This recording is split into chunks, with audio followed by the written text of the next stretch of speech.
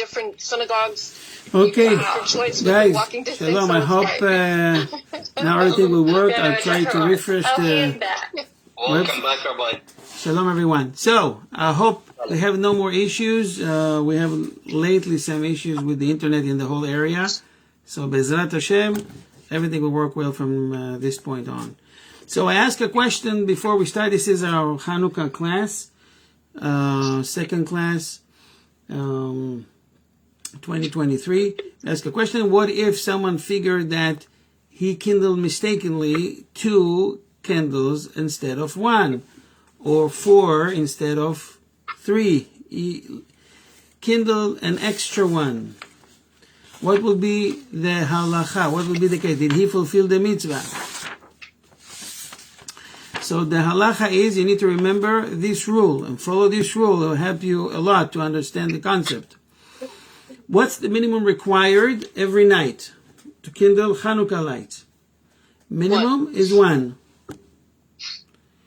Extra, it's called hidur, mehaderin, hidur, meaning to beautify the mitzvah. So if everyone kindle, anybody, 1 candle every night, he fulfilled the mitzvah. Okay? So by kindling 2 versus 1, what happened? He kindled 1, at least, right? So he fulfilled the mitzvah. Just so you know. Let me read it for you from the text. If someone made a mistake and kindled more than 1 light on the first night of Hannukah, or if he kindled more than the prescribed number of lights on any of the nights of Hannukah, he has nevertheless fulfilled the mitzvah, period. The extra light that he's kindled do not negate the mitzvah. Remember, you don't do beracha again if you decide that he wants to distinguish them and do it again.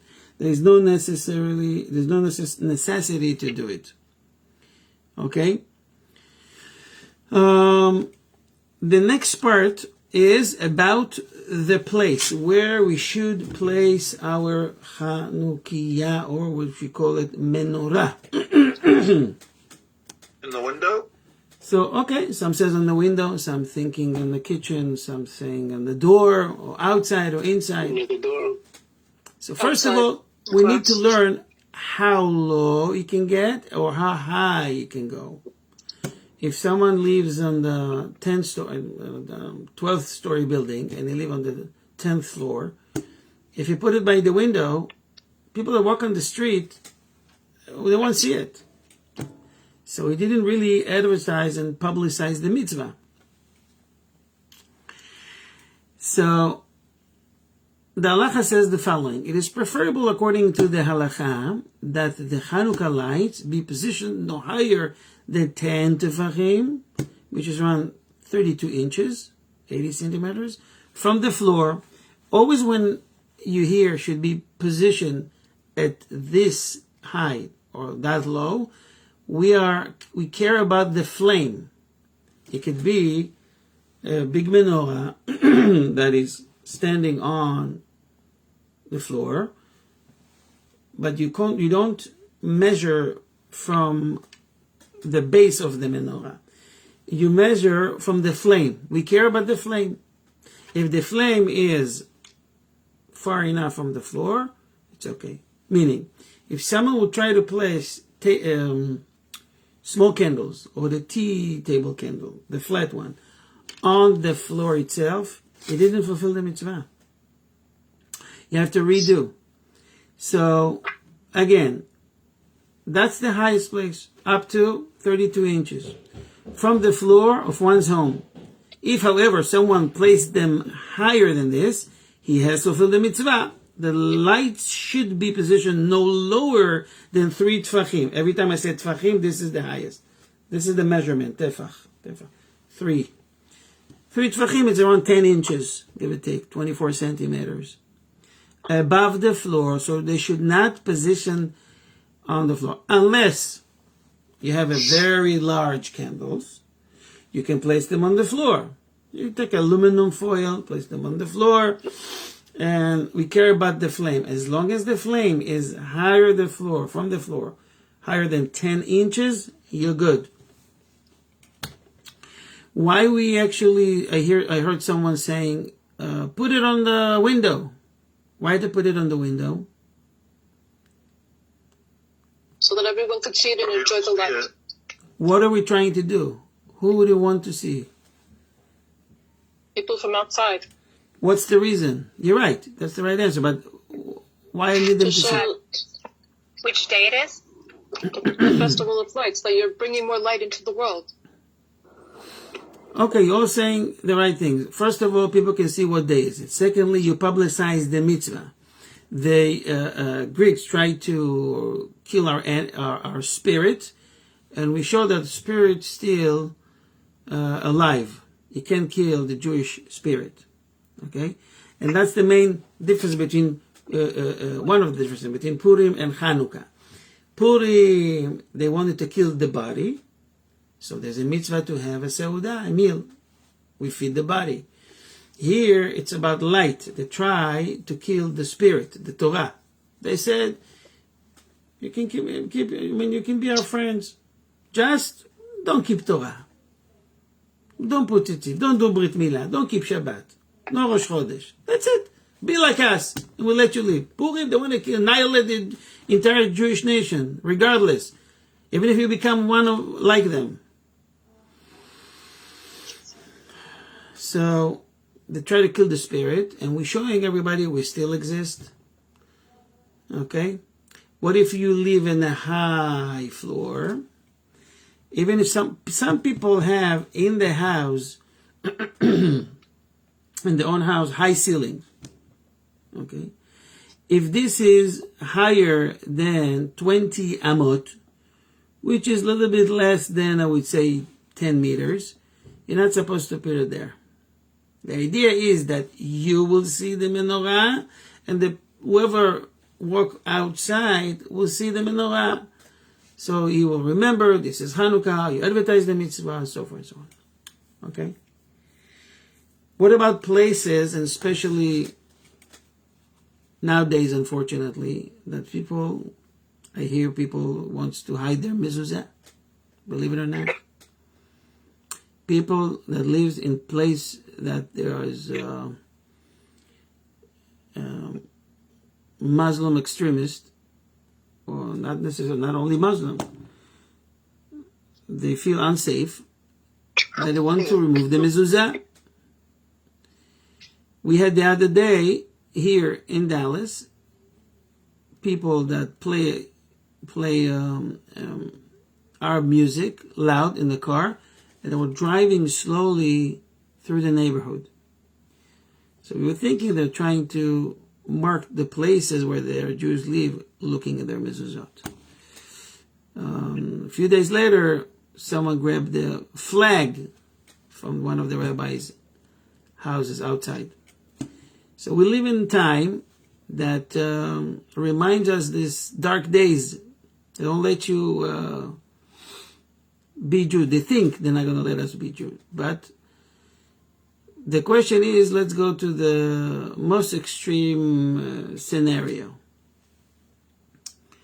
Someone afraid, they have concern to put the menorah because the neighbors don't know that he's Jewish, for example. Or he doesn't want to bring so much attention.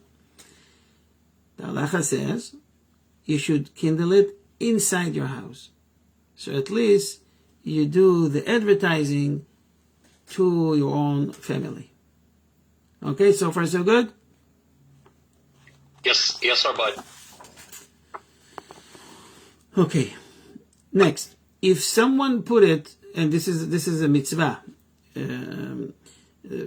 let's put it that way, the preferred method of fulfilling this mitzvah is to kindle the Hannukah lights outside the doorway of one's home.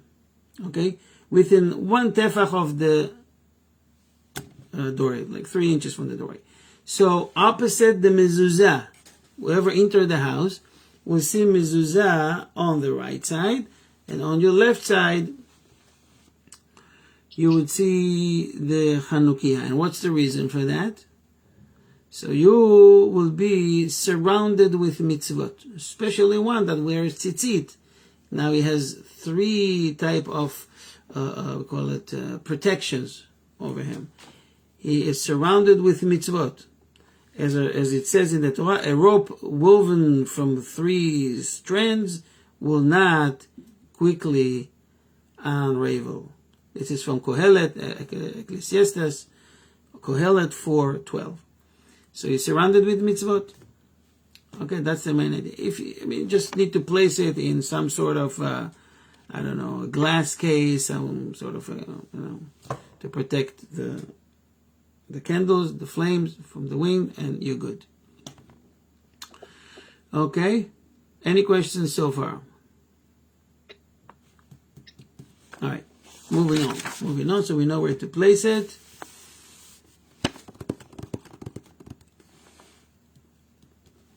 Okay. Just want to remind you let me just read the halacha. If someone is a guest of another family, even if he is provided with his own room, with a private entrance, he is not obligated to kindle Hannukah lights in the guest room or at its entrance. Rather, he must acquire a share in his host's oil or candles.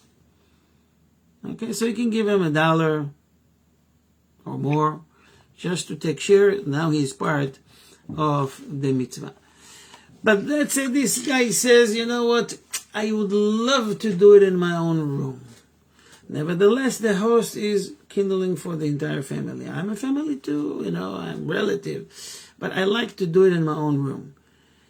Is he permitted to do that? Can he say blessing over these candles? The halacha says, yes and no. Yes, you may kindle in your room. No, you're not allowed to say beracha. Okay? Just a quick note, it's a common mistake that people goes for Shabbat, for example, and they are going either to hotel or staying at someone's family, and when they kindle the Shabbat candles, the woman of that house kindled the Shabbat candles. She's saying bracha, and then the guests come, and then she's saying bracha. This is a mistake. Okay, just remember, Shabbat only one do the bracha, and to have in mind to include everyone in the house, and the guests, as many as there are, it could be 10, 20, or 100, or 1,000. They will just kindle the Shabbat candles without beracha. Okay, given that they are staying there for overnight. That's not that you go home. If you go back home, you have to do it at home before you come. Okay, make sense? Yes. Okay. Let me ask you a question now. Did you hear the word minyan before? Yes. Okay. Yes. What's a minyan? Sure. What's a minyan? How many people you need in order to form a minyan?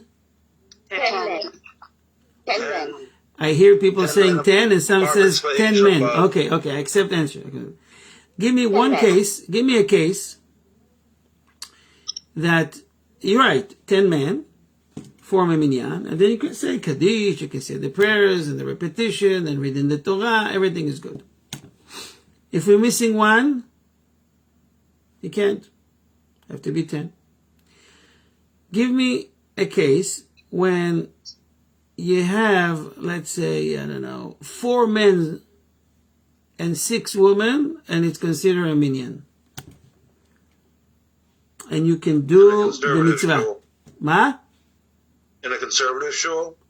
Conservative. What about the reforms? I forgot about them. No, in Orthodox shul. That's the halacha. You can say, I'll make it even.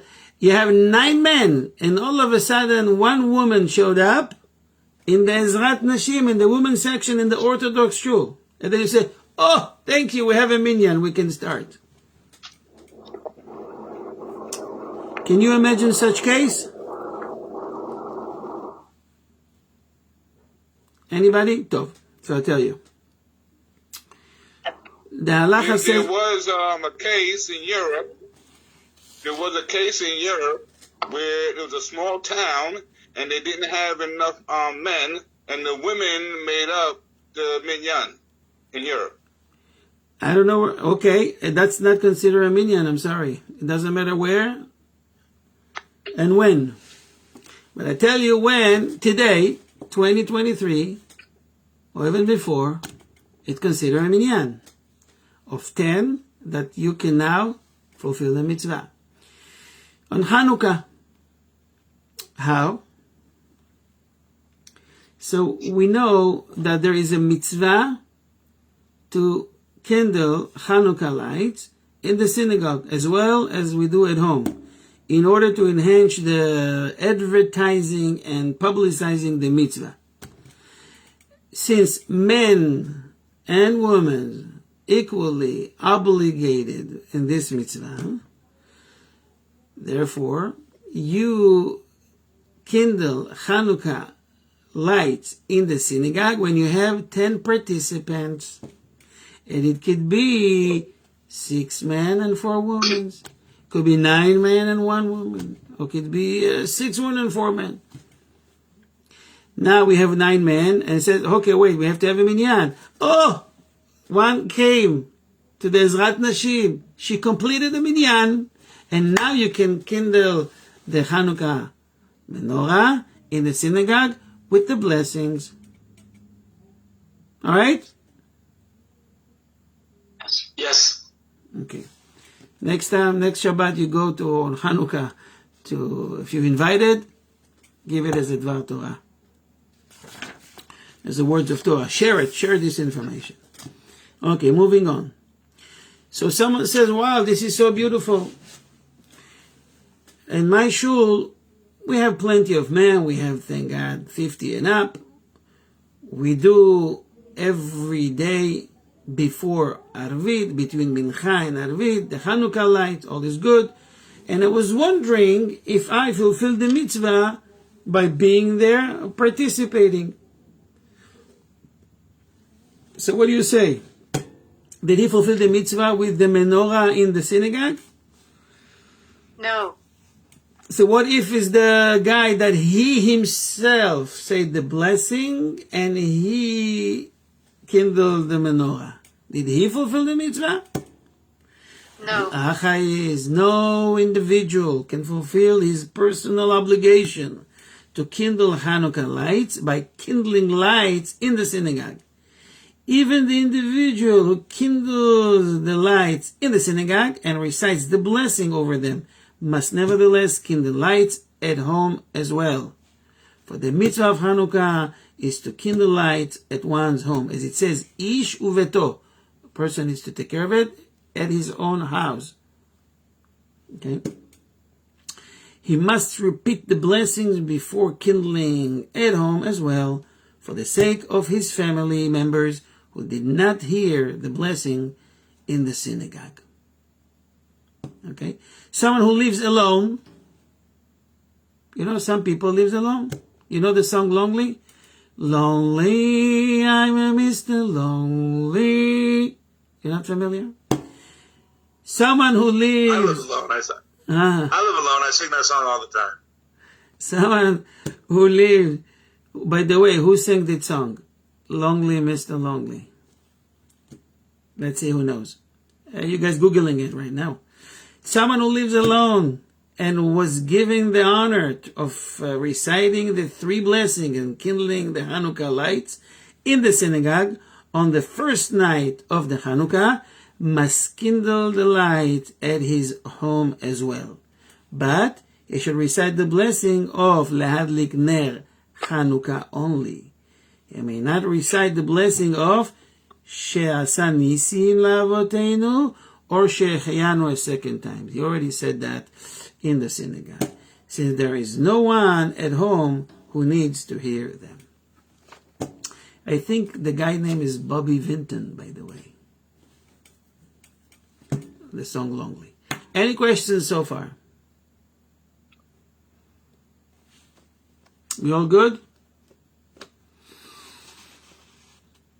Good. Yofi. Wonderful. Any questions? Okay, we're placing the menorah in the synagogue. I'm going to skip that. Let's say in the synagogue they have no 10 men, or 10 participants, I'm sorry. And they want to kindle it with blessings. The halacha says, if there are less than 10 Jews in the synagogue, no one may recite the blessing or the kindling, since the concept of advertising and publicizing the miracle is possible only when 10 people are present. So they may kindle it, but no blessing should be said. And now what I shared with you earlier, even if there are less than 10 men in the synagogue, but there are some women, or if there are children who have reached the age of chinuch. You know what's the age of chinuch? 6. Right, it's 6 and up. In the synagogue, so woman or kid, if the total at least 10 Jews, the menorah may be kindled and the blessing may be recited. Remember, women can come to the minyan and children. As long as the 10 Jews present, male or female, adults or children, the concept of advertising and publicizing the miracle is accomplished. Okay? As long as, remember, there are 10 people participating. Okay. Next.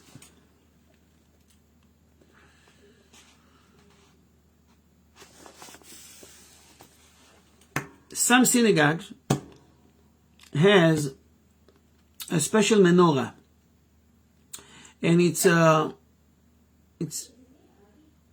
much common. I think it's more common in Chabad synagogues. I saw it more often in Chabad synagogues. That they have the menorah, electric menorah, high in the building. So what do I want to do? So it's to advertise, the best place to advertise. Everybody can see it. They walk outside and they turn it on. Can they use that as a menorah in order to advertise publicize the mitzvah with a blessing? You understand the question? Using a large electric menorah. So, the answer is, some congregations display a large electric menorah high on the roof of the synagogue building. They may not recite any blessing when turning on this menorah. Since the halacha is that one cannot fulfill the mitzvah of Hannukah lights with an electric lamp. Therefore, the congregation should first recite the blessing over a regular menorah of oil lamps or candles inside the synagogue, and then turn on the electric menorah as well. Likewise, if someone who has not kindled Hannukah lights and has no one at home to kindle them on his behalf, may not recite the blessing of Sheikh Shasa Nisim Lavoteinu or Sheikh Hayanu, the second and the third bracha, upon sighting the electric menorah. It is possible to recite these blessings only when viewing a menorah with which it is possible to fulfill the mitzvah of Hannukah lights. Okay? Any questions? Yeah. So here in Detroit, there are some people that drive around with a menorah on their car, like on the roof of their car. Who is talking? What's your name, sir? Because they're electric. What is your name? Jacob. Jacob, go ahead. So some people drive with an electric menorah on their car. Right. They would have to light it at home still before they turn on their car. It's nothing to do with that. It depends basically what time they do that. What they do, it's just to remind people that today we're kindling Hannukah candles, and what's the number that we do. I had one like that in our neighborhood when I was a child. Someone on the car, it was a Chabad, and they even have a big speaker to awaken everybody, to get their attention, and they announced the date and how many candles be lighting that day. But he didn't fulfill the mitzvah with that. You have to do it at home. Okay, obviously if you do it during the evening, you must do it at home. But they used to do it before mincha even. It's just a reminder. When it was still daylight outside. Okay. Okay. Next. What is the time, the proper time to kindling, the proper time for kindling Hanukkah lights? Anybody knows? 6 p.m. Give me a time that everyone anywhere in the world would understand. When the stars appear. Sundown. After Mincha? Well, depends. If I did mincha at 2 p.m. So the proper time for kindling Hanukkah lights begins at dusk, D-U-S-K, at dusk, or some counting after its time. It's called in Hebrew Tzet HaKochavim, when the 3 stars or the stars comes out. So if you have, I would highly recommend you to download My Zmanim packet for the whole year. It's for free. You can donate whatever you want.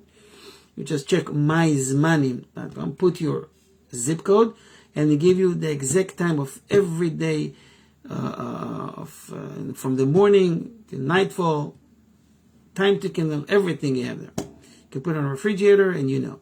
So the proper time for kindling Hanukkah light begins at dusk. Usually the time people finish work and go back home, which is about, according to Chacham Ovadia, 15 minutes after sunset. But it depends where you live. Sometimes after sunset, dusk comes after sunset, 20 minutes, 25 minutes. Could be some places 30 minutes. So you just follow the calendar at your zip code.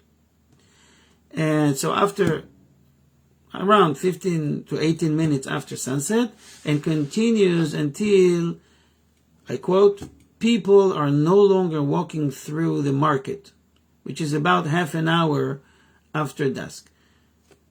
This is from the time of the Mishnah and the Talmud, when it started to get a little bit dark. People left the market or anywhere they were and went back home. It's not like today, everything is open, there's a lot of lights, you can go to the mall. It's a bit different, but still, at the same time, around 18-20 minutes after dusk. Okay, it is generally improper to kindle the lights any earlier or later. If someone will not be able to kindle his lights after dusk, but he will be able to kindle them beforehand, we'll discuss it in notes 36, Be'ezrat Hashem. Here, it's going to be in Dallas, I think around 6 p.m. Some places, it's a bit earlier. But let's say 6 p.m., some people are still at work. They can't really be at that time at home. So they're wondering, by the time I go home, it's going to be like 8 or 9 p.m. Did I miss the time? So, let me just finish this halacha. It is necessary to fill each lamp with enough oil to last until at least half an hour after dusk. If, for some reason, someone failed to kindle the lights until later than this, he may still kindle them throughout the night until dawn. So if you come back 11 o'clock at night, okay, 11 p.m., you can still do that. Okay? Till dawn, and recite the blessing over them. Although there are some poskim, some rabbis who rule that one cannot fulfill the mitzvah later on at night, the established custom is to kindle the light and to recite the blessing no matter how late at night it is. If it is already after dawn, however, he should kindle the lights without reciting any of the blessing. Okay, so not too early, not too late. We'll see later on. I don't think we'll be able to do that today. I have like 2 more minutes. But God willing, next week, you'll see a different scenario. What if you come home, let's say 10 p.m., and everyone's sleeping, but they're supposed to hear the blessing? How would I advertise the mitzvah if everyone's sleeping? Should I wake up someone? Should I do it anyway? What if I came home and I saw that my wife already kindled the Hannukah light? I just missed it. Did I fulfill the mitzvah? By the way, this question we can answer right now. That's the scenario again. The person came home 9 o'clock. He noticed his wife already kindled it at 6. There is no more lights. Menorah is off. Did he fulfill the mitzvah? She can light for him. She did it already 6 o'clock. By 7, the flame extinguished. No more light. That's it. He came at 9, maybe 2-3 hours later. There's no more light. No more. Menorah is finished for today. Obviously, he can do that for himself if he wants to kindle it. I'm not asking that. I'm asking if he fulfilled the mitzvah without being at home, and his wife did it already. She did it for Of course. She already fulfilled the mitzvah. It's finished. If he wants for himself to kindle them again, it's not recommended, but he can do it. Definitely with no blessing anymore. The house already fulfilled the mitzvah. At 6 o'clock, when his wife kindled the menorah with blessings. It's always best to set up a time that everyone's gathering and do it all together. Okay? And you have all night to do that. Any more questions? Nothing? You have no questions for me today? We all good? I have a question about kindling the lights. So the Shabbat candles is the woman's. The woman lights the candles, but with the Hannukah, does it matter if it's the woman or the man if they're both there at the same time? On Shabbat, you can't do the same time before Shabbat. You do Hannukah first. No, that's not my question. My question is, on Shabbat, the woman lights the candle, but on Hannukah, does it matter if it's the man or the woman? If they're both, if the man and the woman They're are both present at the same equal. time. They are both equal on Hannukah. It's customary that the man will do the Hannukah candles, but they are both equal to do the mitzvah of Hannukah. Like some communities has the custom to do, for example, the first night the husband, the second night is the wife, and the third is him or she. Or if they have children over bar mitzvah, they will let them do. They just give the house, how should I say, the house member turns. You know, obviously, if there are little kids there, they cannot kindle the menorah. The mitzvah is over the head of the household, either the wife or the husband or the wife. Kids can do the shamash, the extra one. Okay? Sephardi or Yemenite has one menorah per household. Ashkenazim have menorah for each member of the house. Even in that case, they have to do one bracha. Okay? You know what? Thank you. Bevakasha, let me just wrap it up with one less halacha. I'll answer the question if someone comes late, and if you need to wake up anybody. I have a question pertaining to Hanukkah. Okay, let me do the halacha and then you can ask the question. If someone failed to kindle Hanukkah lights in the beginning of the night, and by the time he came home late at night, he found that the entire household had gone to sleep. It happens all the time, by the way. I'm sorry. He would be best for him to awaken to awaken one or two members of the household to come and listen to him recite the blessing or rekindling the lights. If that is not a practical suggestion, he should kindle the lights and recite the blessings even if no one is awake to listen to them. Listen to him. Okay? Any questions? Yes. Rabbi, Someone wants to ask me something. If you want to, should I put my hand up? I don't see anybody. Just say your name and ask the question. It's Carrie. Yes, Carrie. If I if I want to study all this to get more detailed about it, what would you recommend? I would recommend that you purchase a book of halacha that have English translation or only English, one that will be recommended. You can consult with the Rabbi of one of the rabbis in the program, and they probably can recommend a good book, a good sefer for you to use, to have at home, and then you can read about Hannukah in depth and learn about it, which is very important to do. Okay, and is there anything that comes to mind for you, like what you would? I would recommend the Yalkut Yosef English version.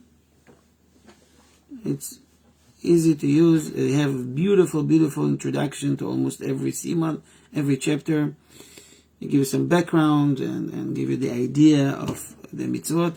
They have plenty of books from Shabbat to holidays to Yom Tov to you name it. It's highly recommended to use, and I wish you'll be able to do that. I wish you all the best with that. It's really good. It's for Sephardim, you know. For Ashkenazim, it's a different kitzel, so you can consult with the other rabbis over there. There's some good books out there. Okay? You want to have a sefer, you want to have a book that has good commentary, not only translation of the halacha, because this one can be a bit confusing. Something that has also good commentary, as I said. So consult with one of the rabbis of the beautiful program you are participating. All right, any questions? Rabbi, I have a question not about Hanukkah. Go ahead. If you're gonna pray for someone who's a convert, how do you pray for them? I know because you have to have the mother's name, but the mother is not Jewish. I missed the first part of the question. What if I want to do what? If you want to pray for a convert who is sick, Okay. and because your mother's not Jewish, how would you pray for? Because you have to use the mother's name. There's no problem. No problem at all. You say, for example, let's say the mother's name that she's not Jewish, and her name is Laura, and your name is Rivka, so you can say Rivka bat Laura, and so forth and so on. Or to Laura, you need to mention her name and her mother name. Okay? Your sound's off. There's no. Rabbi, we can't hear you. I'm I off. can't hear you, Rabbi. Can you hear me now? Your hear you very voice low. is very You sound far away. far away, exactly. Okay, how about now? Yeah, it's still not great.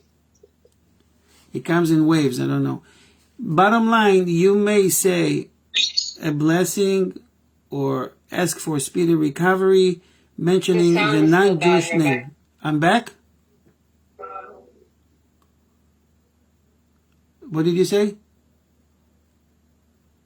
Maybe type the answer in the chat. We can't hear you. Okay, so shoot me a question on the chat and I'll try to answer that. Can I do it later or I have to do it now?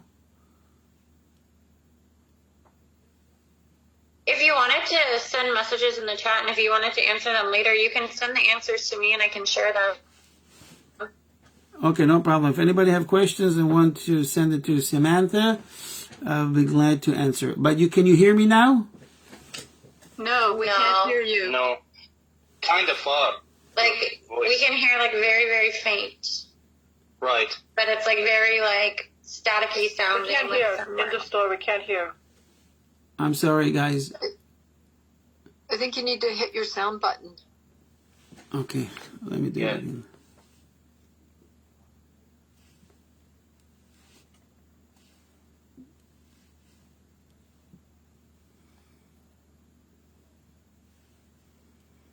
Okay, how about now? No. No. No. Okay. I thought I have an idea. Let me do this really quickly. Give me a second.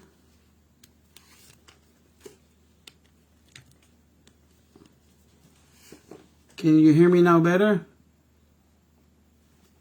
No, but I can't hear you. That's the problem. Can you, I didn't hear a word you said when you were trying to answer my question. can you hear me now better? yes, 1,000 times better. We Oh. can hear you. Okay, wonderful. So the question you ask about the mother that she's not Jewish, the answer is definitely yes. You can mention her name, let's say Laura, the daughter of whatever, and ask from Hashem mercy to ask for everything you need. Okay? Okay. Thank you. No problem. Any more questions? Yes, Rabbi. I have a question, but I don't know, like, because I'm still not yet know about the Who's Hannukah, this? so Who's this? Yaakov?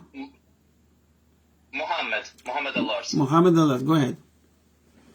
Yes, Rabbi. So a question about the time, the day, when it comes Hannukah, the first blessing, it's like I recite Asher Kichano Bimotvotav. That's the first blessing for the first day, and the second day for She'asha Nasim Sha'asa Nisim La'avotenu. Yes, Sha'asa Nisim La'avotenu. And the third blessing for the third day, which is She'achiyanu B'kimanu B'hilanu. So what about the fourth day? How I can, for these three blessings, I can, No. The first night there's three blessings. Lehadlik ner shel Chanukah, Sha'asa Nisim, and She'achiyanu. I would suggest, Samantha, can you hear me? Yes, I can hear you, Rabbi. No, Samantha, can you hear me? Yes, I can hear you. Let me just finish.